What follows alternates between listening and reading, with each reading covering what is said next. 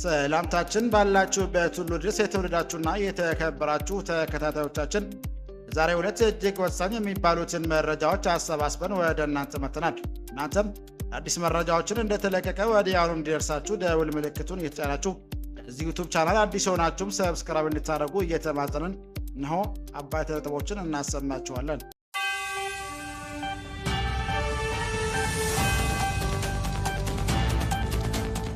በአገሪቱ ላይ የዳመነው የጦርነት እንቅስቃሴ ኦሮሚያ ላይ ይዞ ሊመጣ የሚችለው አደጋ ከባድ ነው ሲል በይፋዊ መግለጫው የጠቀሰው የኦነግ ነጻነት ግንባር ኦነግ በተለይም ኦሮሚያ ላይ ምዕተ ዓመታት ያስቆጠረ ያለው የግጭት ታሪክ ምንጩ ችግሮች ዘላቂ ልባት ማጣት ነው ሲል አመላክቷል። አብራችሁን ስትቆዩ የምትሰሙት ይሆናል። የፈረንሳይ ዜና አገልግሎት ጋዜጠኛ ወደ ትግራይ ክልል እንዳይበር ተከለከለ። ፈረንሳይ ዜና አገልግሎት የኤፍፒ ጋዜጠኛ በዛሬው ዕለት ወደ ትግራይ ክልል እንዳይበር መከልከሉ የዜና ወኪሉ ዘገበ። ዜና አገልግሎት በአዲስ አበባ መቀመጫውን ያደረገና ሕጋዊ ፍቃድ ያለው የኤፍፒ ዘጋቢ ወደ ትግራይ ክልል ሽሬ ከተማ ለመብረር ሲሞክር ኢትዮጵያ ውጭ ጉዳይ ሚኒስትር ፍቃድ የለህም በሚል ምክንያት ከአየር መንገድ እንዲመለስ ተደርጓል ብሏል። ይህንም ጉዳይ ያሰናድተናል፣ ታደምጡታላችሁ። የኢትዮጵያና ኤርትራ ጦርነት ምናልባትም በሰዓታት ውስጥ ጭምር ሊፈነዳ ይችላል ሲል ዓለም አቀፍ ተቋም ከባድ ማስጠንቀቂያን አወጣ። ዋነኛ ትኩረቱን በሰላምና ጸጥታ ጉዳዮች ላይ አድርጎ የሚሰራው ኢንተርናሽናል ክራይሲስ ግሩፕ በዛሬው ዕለት ኢትዮጵያና ኤርትራ እንደዚሁም በትግራይ ክልል ያለውን አሳሳቢ ሁኔታ አስመልክቶ የጥናት ሪፖርት ይፋ አድርጓል። ትሰሙታላችሁ። በኢትዮጵያና በሱዳን አዋሳኝ ላይ በተፈጸመ ድሮን ጥቃት የአንድ ሰው ሕይወት ማለፉን ባለስልጣናት አስታወቁ። ሱዳንና በኢትዮጵያ ድንበር አቅጣጫ ላይ በምትገኘው የጉርሙ ከተማ ሐሙስ ዕለት በታጣቂዎች በተፈጸመ ድሮን ጥቃት የአንድ ሰው ሕይወት ማለፉን ባለስልጣናት ገለጹ። በዝርዝር ታደምጡታላችሁ። አድማጭ የቻናላችን ቤተሰቦች ሰብስክራይብ ያላደረጋችሁ እንድታደርጉ እያልን እነዚህና ሌሎች ያሰባሰብናቸውን መረጃዎች ይዘን ቀጥታ በዝርዝርና በትንታኔ ወደምንመለከተው አቀናን።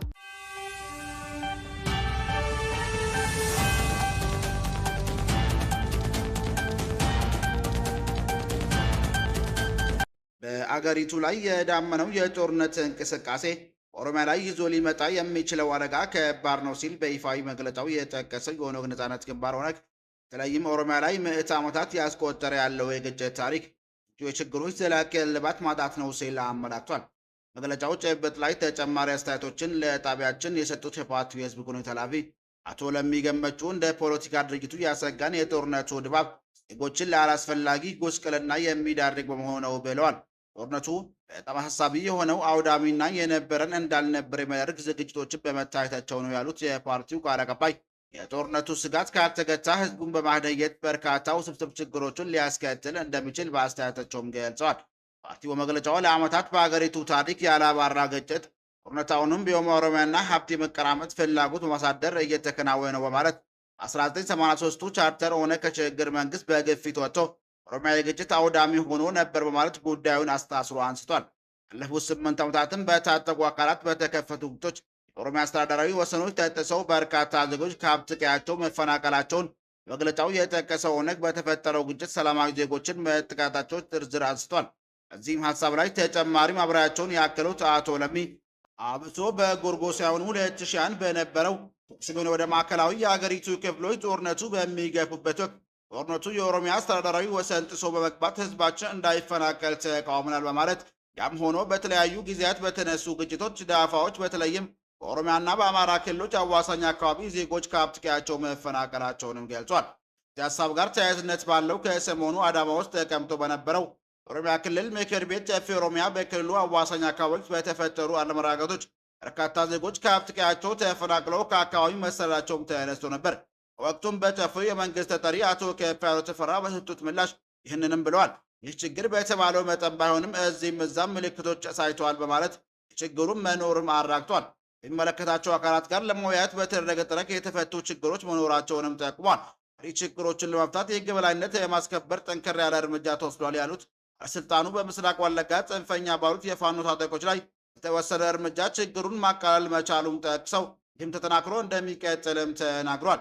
ኦሮሚያ ክልል አዋሳኝ በታጠቁ አካላት አግዘው የሚደረጉ ግጭቶች ዜጎችን በገዛ ቀያቸው ስጋት እንዲኖሩ ብሎም ከሀብት ንብረታቸው እንዲፈናቀሉ በማድረግ የሀገር ሀብትን ያወድማል የሚለው የኦነግ መግለጫው ከዚህም ባሻገር ግጭቶች ካልቆሙ የማህበረሰቡን አብሮ የመኖር እሴት በመሸርሸር የሀሳብ ልዩነትን በማብዛት አለመረጋጋትን ይፈጥራል ሲልም አጥቷል። ልዩነቶች በሰላማዊ ንግግሮች መፈታት ይኖርባቸዋል ያለው ኦነግ በምስራቅ አፍሪካ ደረጃ እየተራገበ ነው ካለው የግጭት ዳመና ጋር ተዳምሮ ባሰ ቀውስ እንዳይፈጥር ዲፕሎማቲክ ማህበረሰቡን የድርሻቸውን እንዲወጡ ስል ጥሪውን አሰምቷል። ፓርቲው የህዝብ ግንኙነት ኃላፊ አቶ ለሚ አሁን ደግሞ መልኩን ተዋናይ ጨማምሮ እየተደረገ ያለው የጦርነት እንቅስቃሴ እንዲገታ ዓለም አቀፍ ማህበረሰቡና ለግጭት ተዋናይ በሙሉ አስጠንቀናል ብለዋል። የኢትዮጵያ መንግስት ስለዚህ መግለጫ በቀጣይ የሰጠው ምላሽ እስካሁን አልተሰማም። ይሁንና የተለያዩ መንግስት ባለስልጣናት ወደ የትኛውም ግጭት ከመግባት ይልቅ የሰላም ቦታ ለመስጠት ዝግጁት ሆኖ መኖሩን በመግለጽ ሀሳባቸውን ሲያንጸባርቁም ይታያል።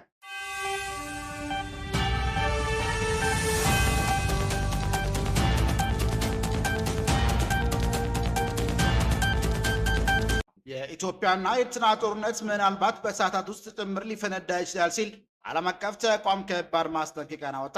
ዋነኛው ትኩረቱን በሰላምና ጸጥታ ጉዳዮች ላይ አድርጎ የሚሰራው ኢንተርናሽናል ክራይሲስ ግሩፕ የዛሬው ዕለት ኢትዮጵያና ኤርትራን እንደዚሁም በትግራይ ክልል ያለውን አሳሳቢ ሁኔታ አስመልክቶ ጥናት ሪፖርት ይፋ አድርጓል። ዓለም አቀፍ ተቋማት ባወጣው አዲስ የጥናት ሪፖርት ላይ እንደተመላክተው ኢትዮጵያና ኤርትራ መካከል እየተባባሰ የመጣው ውጥረት እንደዚሁም በፌዴራል መንግስቱና በህዋስ መካከል መልሶ እያገረች ያለው የግጭት አዛሚያ ለጦርነት ሊቀየር ከጫፍ ላይ ደርሷል ሲል አሳስቧል። አብይ አህመድና በኢሳያስ መንግስታት እንደዚሁም ህዋት መካከል ያለው የተወሳሰበና በውጥረት የታጀበው ግንኙነት በአፍሪካ ቀንድ በማንኛውም ቅጽበት ሊፈነዳ የሚችል የባሩድ በሚል ሲል ኢንተርናሽናል ክራይሲስ ግሩፕ የሁኔታውን አሳሳቢነት በሪፖርት ገልጾታል። ሪፖርቱ በፈረንጆቹ አቆጣጠር በ2018 ዓ.ም ኢትዮጵያና ኤርትራ መካከል ተፈርሞ የነበረው የአዲስ አበባ አስመራ ባህር ዳር ወታደራዊ ጥምረት ሙሉ በሙሉ ፈርሶ አሁን ላይ ሁለቱ ሀገራት እርስ በርስ ወደ መጠላላትና ወደ ጦርነት እየተንደረደሩ ነው ሲሉም ያትታል። ተቋሙ ባወጣው መግለጫ የተለያዩ ምልክቶች ጦርነቱን ሊያፈነዱት እንደሚችሉ ያስጠነቀቀ ሲሆን ወደ ጦርነት ዘው ብሎ መግባት ቀላል ቢሆንም ጦርነቱን ለማቆም ግን በጣም ከባድ ይሆናል ብሏል።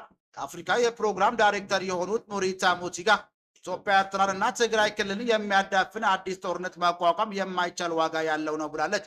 አደጋው ሶስቱንም ወገኖች ለአሁኑ ሊታቀቡ ያደረገው ይመስላል።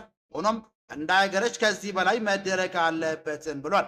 ድርጅቱ ምክትል ዳይሬክተር የሆኑት ማክሳን ታሪ ላይ ከትግራይ ጦርነት መቋጫ በኋላ ዋናነት ደግሞ በትግራይ ክልል አብይ አህመድና የባህር በር የመግኘት ፍላጎት ምክንያት ኢትዮጵያና ኤርትራ ግንኙነት መሻከሩን አስተዋል። ኤርትራ ይህ ፍላጎት ወረራን ሊያካትት ይችላል የሚል ስጋት እንዳላትም ጠቁሟል።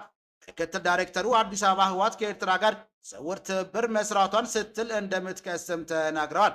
ክራይሲስ ግሩፕ መግለጫ በቅርቡ በፌዴራል መንግስቱና በትግራይ ኃይሎች የድሮን ጥቃትን ያካተተው ግጭት ኤርትራንም በማሳብ ወደ ሰፊ ጦርነት ሊቀይር እንደሚችል ያሳስባል ብሏል። ተቋሙ አክሎም በሰሜን ኢትዮጵያ አዲስ የሚቀሰቀስ ግጭት በሱዳን ካለው ግጭት ጋር ተዳርቦ አየራን የውጭ ተዋናይ እንደሚስብና ተለዋዋጭ የሆነውን የቀይ ባህር ቀጠናውን እንደሚያውክም አስጠንቋል። ክራይሲሱ ግሩፕ ተጽዕኖ ፈጣሪ የአፍሪካ ሀገራትና ዓለም አቀፍ ሀገራት የዲፕሎማሲያዊ ስራቸውን እንዲጨምሩ የኢትዮጵያ መንግስትና ህወሓትም እንዲያሸማግሉም ጠይቋል። አክሎም የኢትዮጵያ ባህር በር የማግኘት ፍላጎትና የኤርትራን ሉዓላዊነት ላይ ጥቃት የመሰንዘር ስጋትን ጨምሮ ሁለቱም በኩል ያሉ ወገኖች ቁርሾቹን እንዲፈቱም ጥሪ አቅርበዋል።